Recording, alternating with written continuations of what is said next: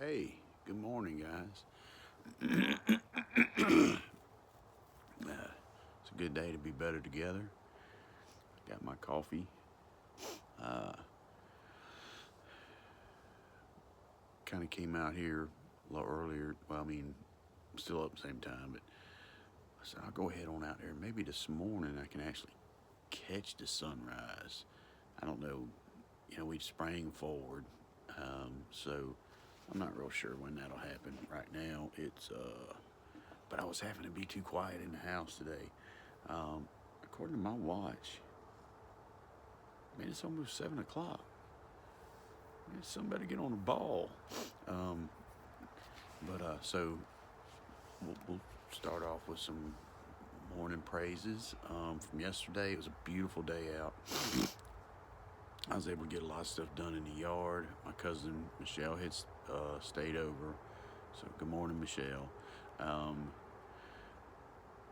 she left out yesterday morning. She'd come up the day before. My daughter Katie was here yesterday. She's here pretty much every minute. She don't have to be at work. Of course, Leah was here, so I was able to get some stuff done out in the yard. They were doing some stuff because I knew rain was coming in. And I'm like, I need to get these things done if I can. So I was able to get some things done. They were able to knock out some stuff in the house, kind of spend some time together. And then yesterday afternoon after work, my son shot up here from Charlotte. So it was good to have some people in the house, a little bit lively. Like I told y'all, it gets really kind of dark sometimes when it's just me and Leah. Um, anyway, but I got the deck leveled up from where we had been working on it the day before. Love it. I've been over maintenance for 30 plus years. Mechanical contractor, master electrician, got an EPA, CPMM, blah, blah, blah, blah, blah. Got all these certifications. And we're sitting in the bed last night.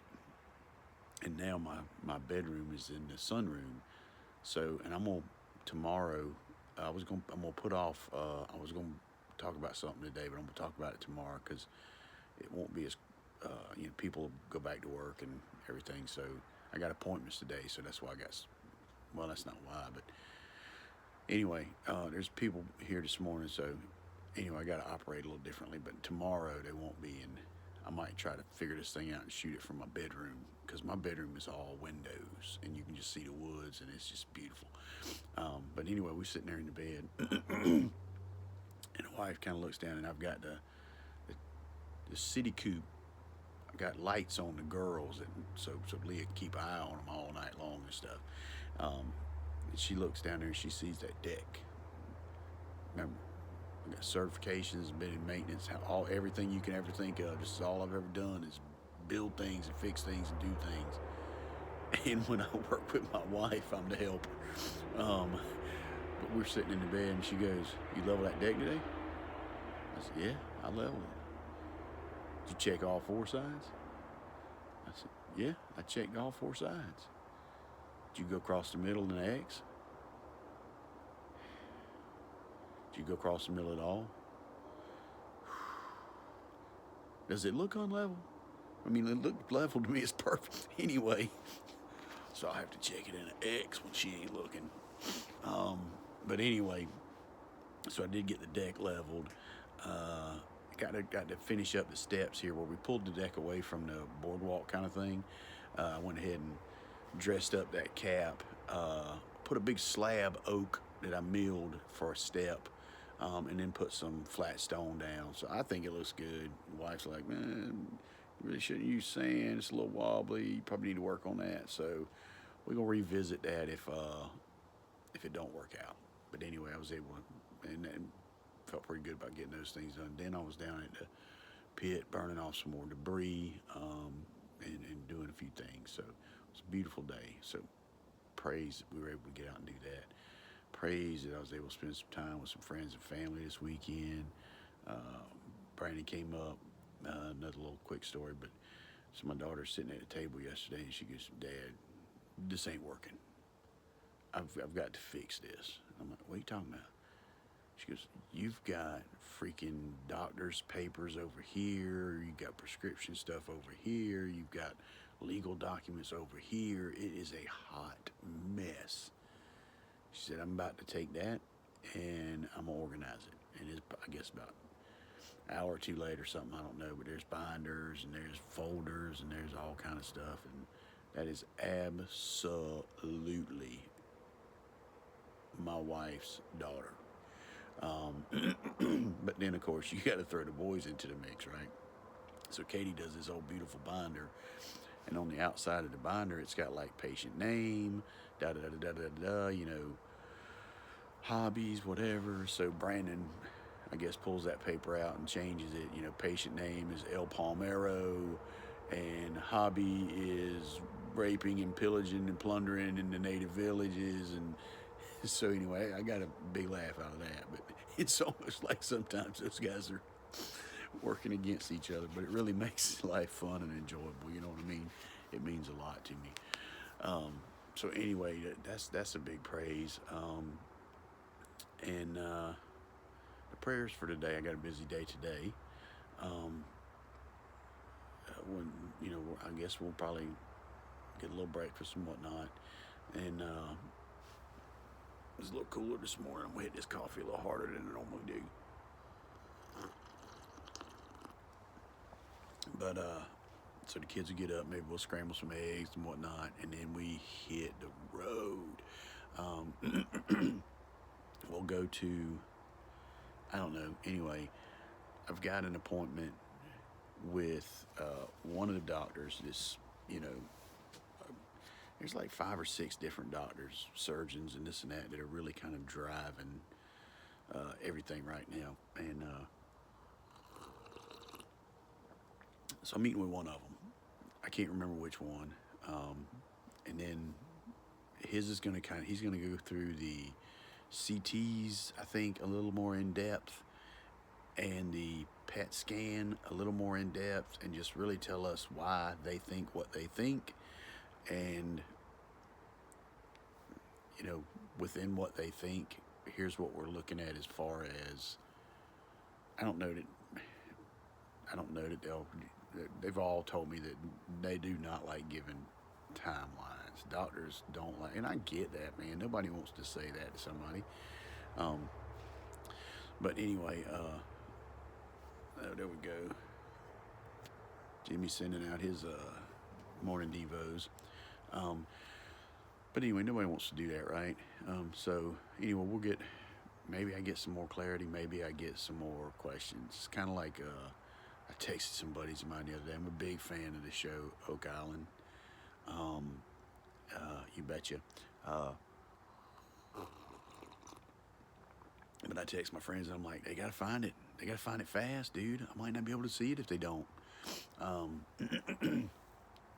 But anyway, so we'll do that this morning, or at some point, and then when I'm going from that appointment, I've got a virtual call with my family doctor, Dr. Kish, who is just, man, I mean, he's amazing. His wife is a like emergency room doctor here in Shelby. So when I was in the hospital, she was kind of keeping tabs on me for him. And of course, he's all in the loop, and he's just a real great guy, man. Just a great guy. And he's flabbergasted because, like I said, I had been in his office 2 weeks prior, man, and you'd have thought I was going to live forever. But anyway, so I'll be on the phone with him. And then we got another appointment with so we'll meet at one place, drive on a meeting in the other, and then get to the other and have another consult and this and that. So it's going to be pretty action-packed day there. Austin is still unfortunately wrapped up because he was here for the first several days. He's hitting me up and I'm hitting him up. We're keeping connected, and I know he wants to be here, but I mean, you know, these guys they got lives, man. They got stuff they got to do.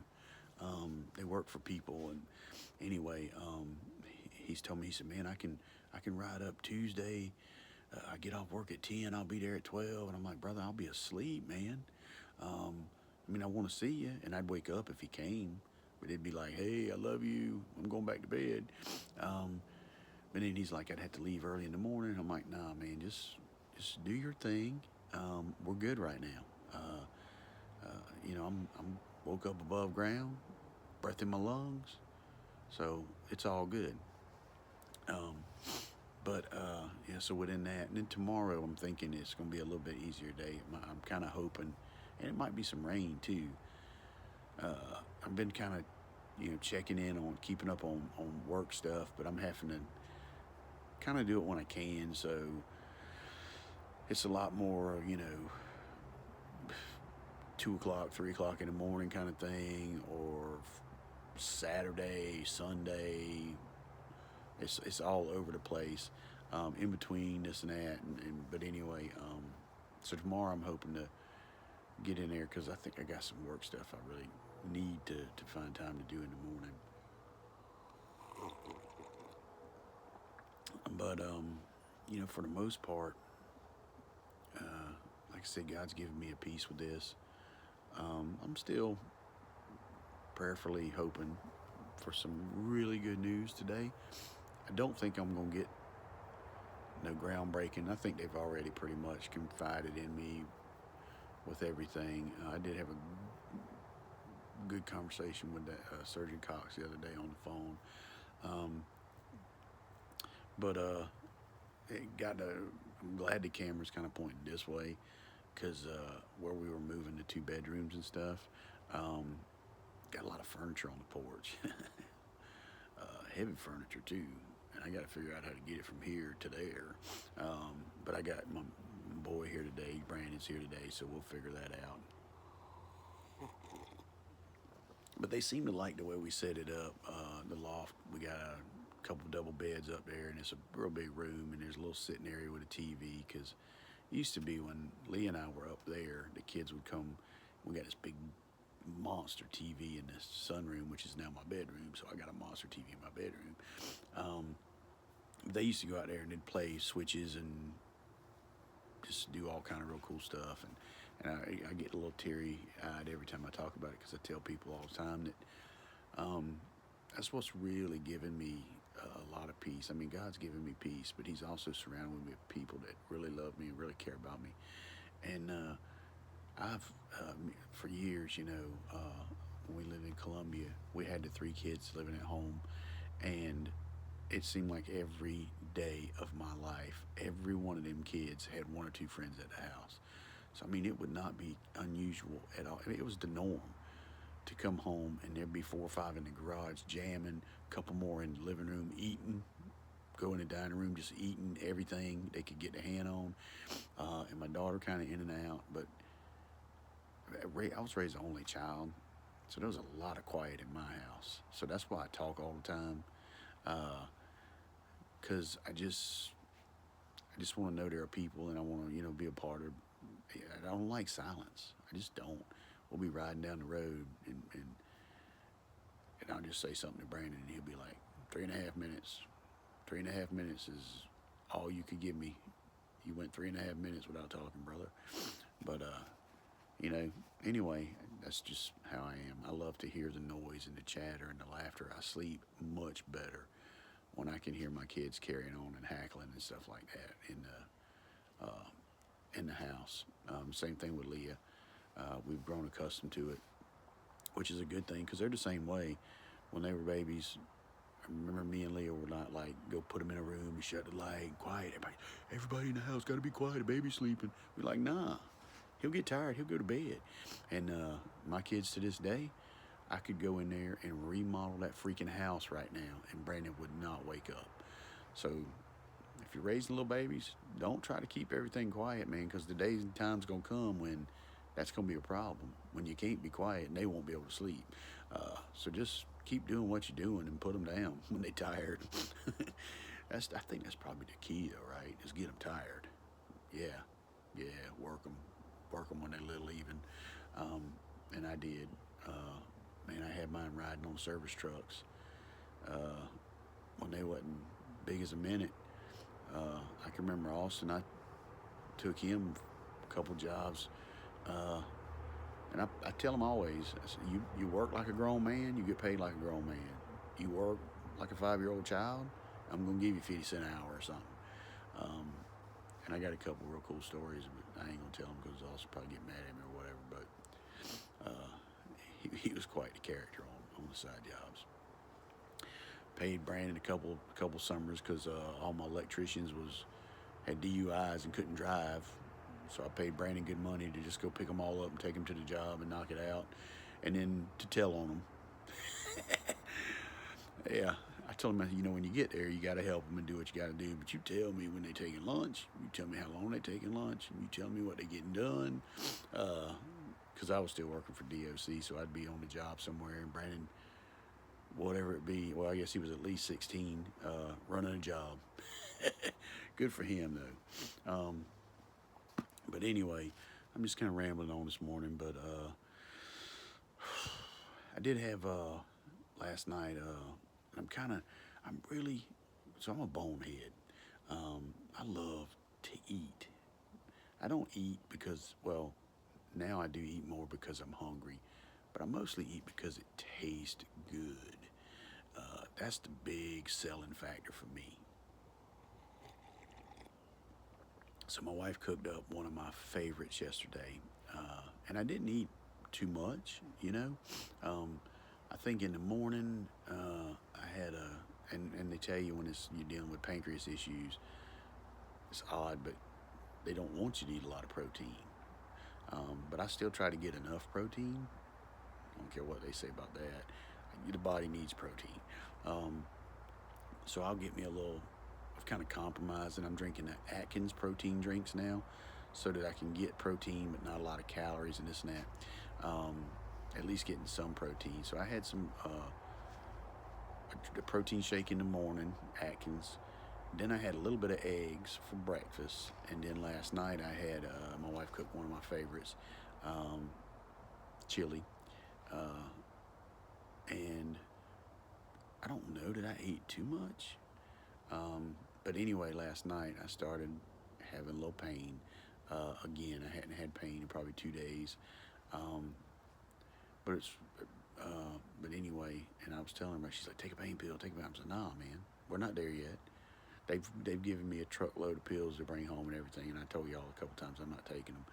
I did finish the antibiotics; they're done, so I'm back to just taking a one-a-day vitamin, and that's it. But I did have a little bit of pain, and I kind of relate that pain. Like if you guys want to know what maybe it feels like to have cancer in your abdomen wall. So a couple years ago, I don't know if a lot of you guys, I might try to, as much as it would pain you guys for me to do this, I might try to put like a picture of Jimmy up. I'll do it briefly so y'all don't have to look long at it, because it could do some extensive damage. You may be in better shape after looking at Jimmy's picture than I. You may be in worse shape than I am. But anyway, because a lot of people are like, that don't know Jimmy. I just kind of assume everybody knew Jimmy. But they're like, what's this Jimmy dude? What's he all about? What's he like? But he really and truly, I wouldn't say this much, but to him, but he's just a rock for me. He's a younger guy. Well, he ain't really that much younger. He old too now. When I met him, he was a younger guy, and but I don't know. He's probably 38, 40. Looks like he's about 140, but no, he's a great guy, and he was one of the first phone calls I made after I was able to tell my family and stuff. But anyway, I'll show you guys a photo of Jimmy. I probably should have dropped the pen because I'm kind of going off the rails here. But my pain, my cancer in the abdomen. So we went on a missions trip many years ago, and I thought it was the funniest thing, dude. We get all set up, and like I said, Jimmy was younger than me. Probably was maybe 45 at the time, and I guess Jimmy was probably, I don't know, 30 something. But he gets over and he's setting up his little bed and everything, and he starts pulling all out these gadgets and stuff. And we turned the lights out. It was lights out. And I look over there, dude, and he looks like something out of Star Wars. He's got like this thing on it. He's got a CPAP. He has a sleep machine. He's got the sleep machine on. And I told him, I said, dude, if I hear that during the night, I'm going to go over there and I'm going to disconnect your tube and I'm going to fart in it all night long while you inhale it. But anyway, but he's got this thing on. And then he's a valedictorian, so he's an educated young man. So he reads a lot, and that's a good thing. But so he's got the thing strapped all around his face, right? And then he's got headgear on with a night light on it. And I mean, literally, when I looked across the room, dude looked like there's that little monster in Star Wars that has all the headgear and everything. But anyway, and then there's this red glowing light, and I was like, oh man, you look ridiculous. But anyway, so we went on this missions trip, and this is how I'm going to connect the pain for you guys to kind of understand maybe a little bit about how it feels when I feel pain or when I'm in pain. And so we go, and when we went to Puerto Rico on the missions trip, we had a good receiving family down there, church family, Pastor Miguel and Ludi. And when you would come to, Puerto Rico, Pastor Miguel, man, he was just a great guy, just fun-loving guy. Me, him, and Jimmy just clicked like we was buddies all our life. And he would give you a nickname. I had about 8. Electric Dad and, this and that and the other, and Senior something. And so he was just a fun-loving dude. And he would always make sure that you can come and you can work, but we're going to have one day that we're going to just fellowship and have a good time together. So him and Heather, and I can't remember what they called her over there, I think, because the little students would follow her around like she was Mother Goose. I think it was Mama Gonza or something anyway. But anyway, so him and Heather decided we were going to go to the cliffs, or no, we were going to go to this big, beautiful beach. All the beaches in Puerto Rico, FYI, are amazing. One year we went to the cliffs on our fun day. That was breathtaking. And I mean, if you ever doubt that there's a heavenly creator for this planet and this earth, go to those cliffs and just stand on the top of them and look down. I mean, it'll take your breath away. But anyway, so we go to this beach that Jacques Cousteau had been there, and it was an old naval shipyard, but it was just beautiful. So we were snorkeling, right? And like Heather's in the front, and James Spencer, I think, went with us that year. And he was in the middle, or I was in the, anyway, that we were like Heather, James, me, or something like that. So however we were in this thing snorkeling, we were in a line. We were kind of going behind each other. Dude, I got wrapped up by a jellyfish. That sucker had the longest tentacles in the world. He wrapped them around my head, and then he had some more wrapped around my ribs and my side. And dude, I come out the water, and I'm throwing stuff, and I'm like, oh man, I've ripped that thing off of me, and I'm just stuff sticky all over me. I go walking up to the shore, and Jimmy's like, what's going on? What's going on? I said, brother, I am on fire. You could see red fire across my belly and across my face. And I'm like, I don't know what to do, Jimmy. I don't know what to do. And Jimmy's like, dude, brother, stand still. I'm going to urinate on you. I said, have you bumped your head, dude? He's like, no, man, this is what you do. You gotta do it. This is the right thing to do. And blah, blah. I'm like, you are insane if you think I'm gonna stand out here on the beach in Puerto Rico and let you pee on me. So I'm just dealing with pain, fighting through the pain, right? Well, here comes Pastor Miguel. What's going on, brother? You look like things ain't right. What's up, brother? Well, I need to help you. What's up? I said, Pastor Miguel, man, something has got a hold of me, man. I'm on fire. I'm burning. He goes, brother, that ain't nothing but a little jellyfish sting, man. He said, let's just go over in the bushes and I'll pee on it. I said, y'all 2 men of the cloth. Y'all have bumped your head. But anyway, so that is what happens. I kind of feel a fire like across my stomach and my abdomen, just like I did back then. And that was some. Now my fire right now and my pain isn't like that intense, but that day, that jellyfish thing, man, that stuck with me for a while. People, I didn't get over that in like 4 or 5 days. I had them marks for a long time. I do appreciate, in hindsight, and Pastor Miguel, I told you he give us all nicknames. Well, I told him, I said, when you come to America, when you back on American soil, I'm gonna give you a nickname. Me and Jimmy gonna nickname you, and we called him the Puerto Rican redneck when we were in Puerto Rico a good bit. So when he came to America, we called him Bubba Rico. But I love you, Bubba Rico. Bubba Rico had his own battles, and he's had a lot of them. But he's still above ground, so hang in there, brother. We'll fight these things together. But anyway, so that's a little bit of how my pain kind of feels. I think is it's like a fire in my belly. So I had that again a little bit last night, and like I said, so it is what it is. But today's gonna be a good day. We woke up above ground, and I shared a couple little stories with y'all. Told y'all what a bonehead Jimmy can be, so I feel like I did my job. And looks like, hey, the sunrise come. This is actually the first time that I actually kind of caught the sunrise. So that's a good thing. I mean, it's constantly on the rise, right? But it's good. So you know what? I can tell you right now, some boys are finishing up, getting after it with F3, because we was always done pretty much when the sun came up. So they probably circling up. There's probably a bunch of guys right now praying for me in this situation like they have been, and I appreciate that too.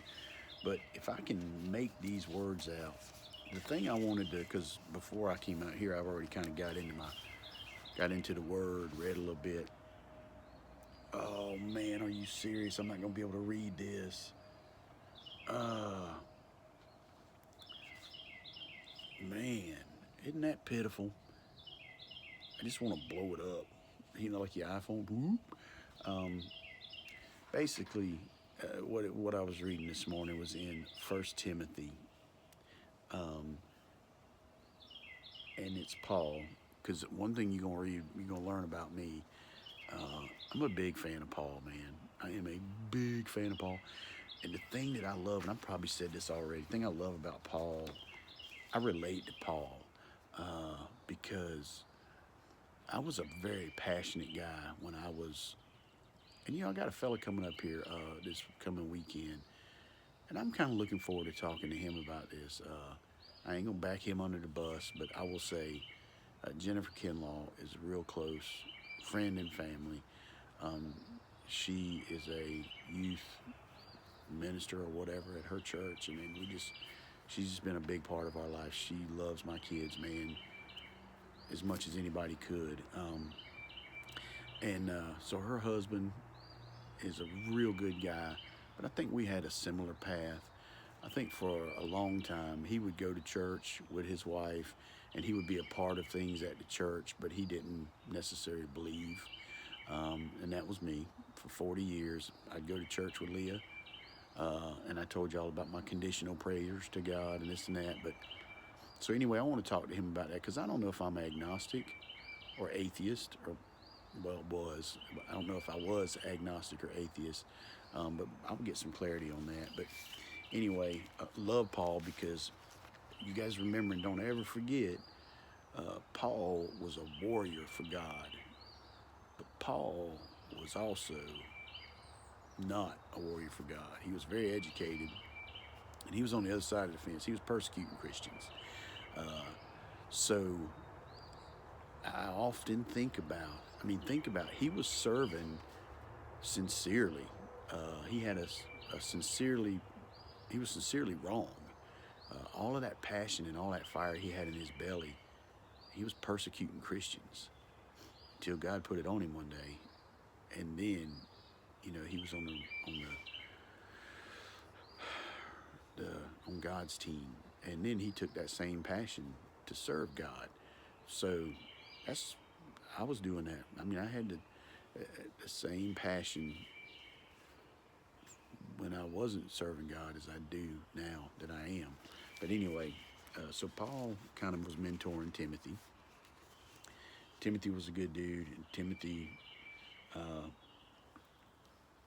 you know, probably was in today's times. It would be one of those situations. It'd be tragic.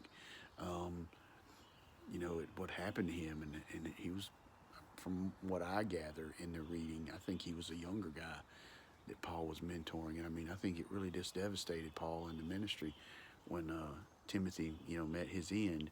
But one of the things that he was talking to Timothy, and he wrote when he wrote a letter. One of my favorite verses is 1 Timothy 1:5, and I'm going to try. Hopefully, God's going to give me the ability to see this. I just heard something running through the woods. 1 Timothy 1:5.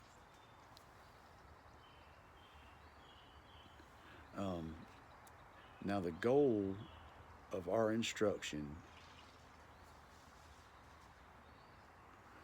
Sorry, it sounded like a freaking monster coming through there. Now the goal of our instruction is to love with a pure heart, a good conscience, and a sincere faith. To love with a pure heart. And I think that's the key to everything in any instruction. Now, he's specifically probably talking about ministry. But I mean, that's everything, people.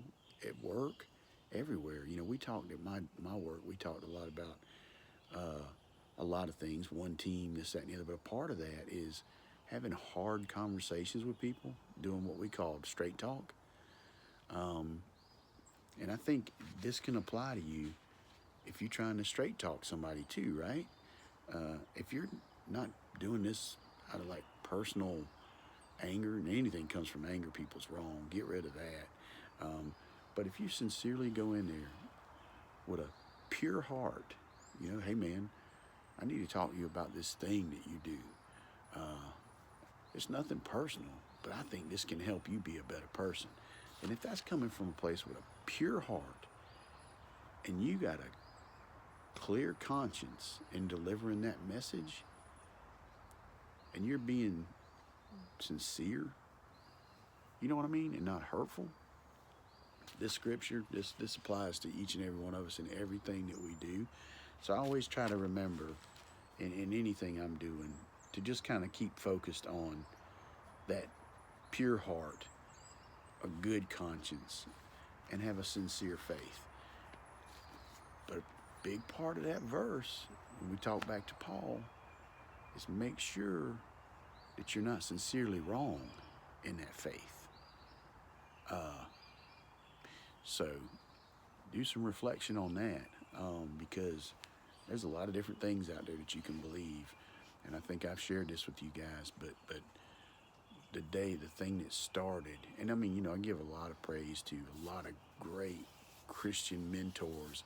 And I meant to say today too that I got to get my A game. I got to be real careful of how I do this moving forward, because Leah got a message yesterday. Leah and the kids, they still ain't watching the videos, and I'm absolutely fine with it. Y'all don't have to watch them.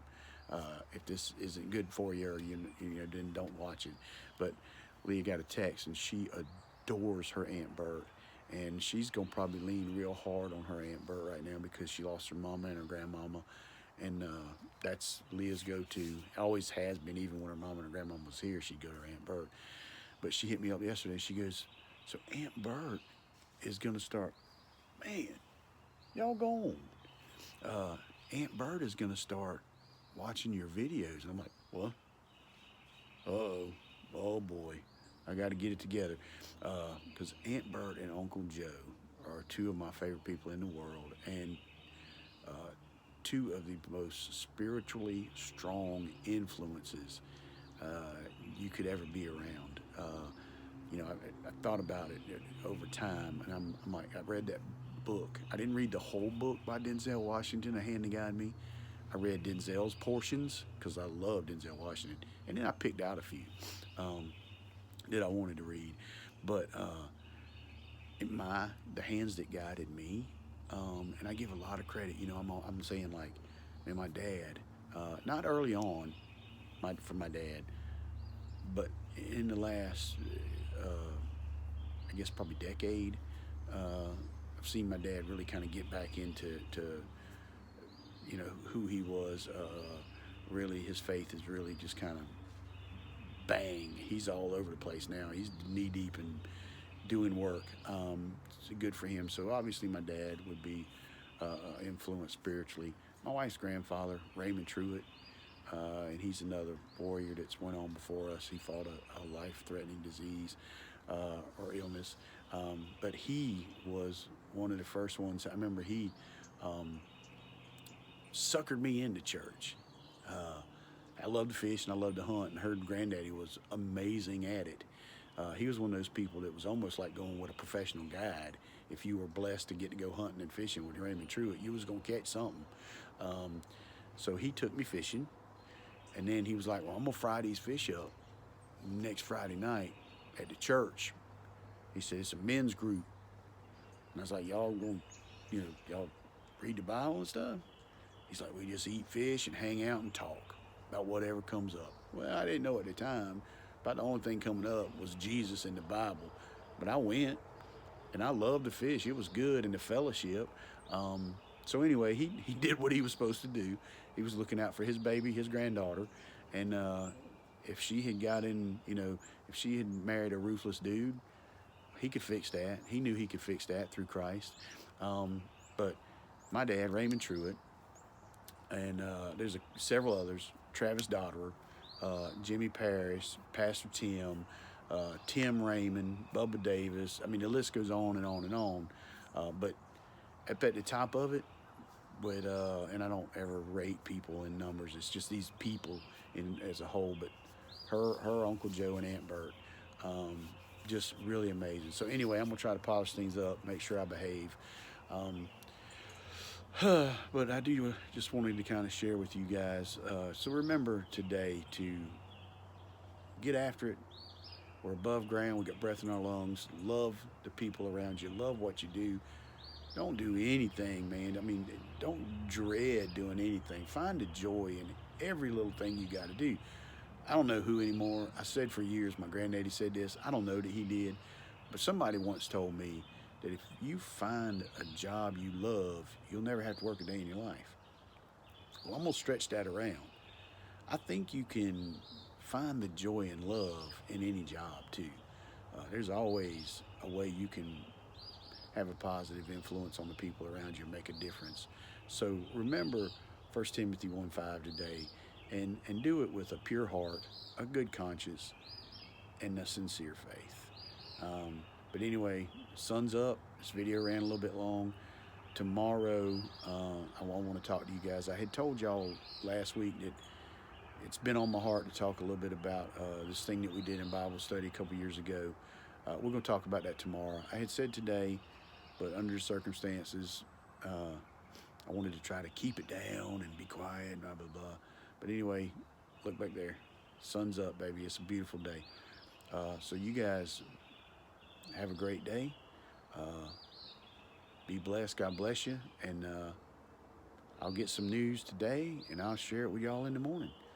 So I'm going to go get me another cup brewing.